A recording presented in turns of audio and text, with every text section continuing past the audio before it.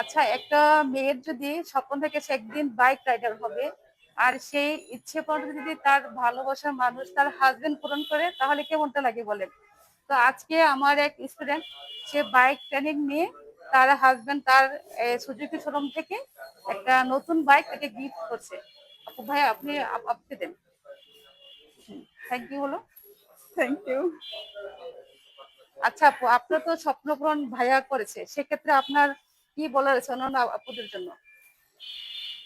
অন্যান্য আপুদের জন্য আমি এটাই বলবো যে আসলে আমার যে স্বপ্নটা ছিল, প্রথম স্বপ্ন হচ্ছে আমি বাইক চালাবো, কি করে হ্যাঁ। চালাবো এটা আমি খুবই আচ্ছা। কনফিউজ ছিলাম।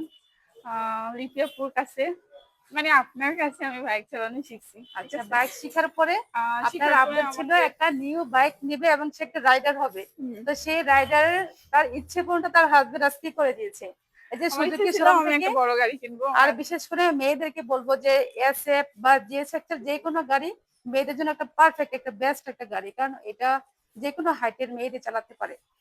তো ঠিক আছে আপু, বেস্ট অফ লাক, আপনার হাজবেন্ডের জন্য দোয়া রইলো এবং আপনার জন্য শুভকামনা রইলো। ওকে, ওয়েলকাম।